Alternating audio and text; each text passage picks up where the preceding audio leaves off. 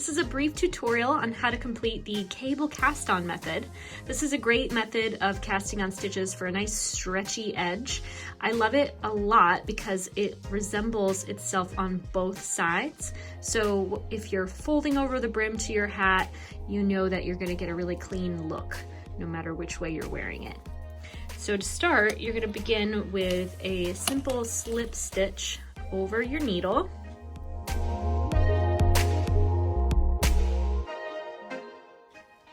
You don't need a long tail, just one that you can weave in later. And we're going to find the working yarn.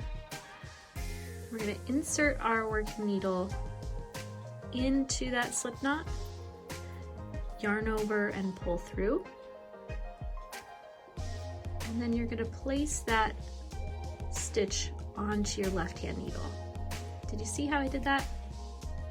Now for every sequential stitch, you're going to insert your needle between the two stitches, not into, but between them. Yarn over, pull through, and then watch how I place the stitch on the left-hand needle. Once again, we'll insert the needle between the two stitches, yarn over, pull through, and place that stitch on the left-hand needle. We'll do that 2 more times together.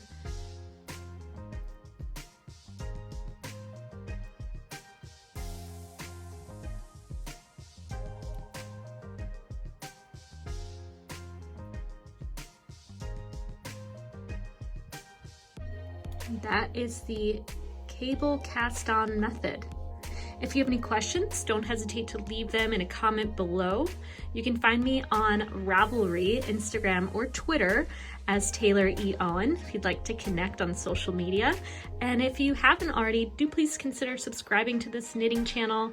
I so much appreciate you being here, and I hope that you have a wonderful day. Take care.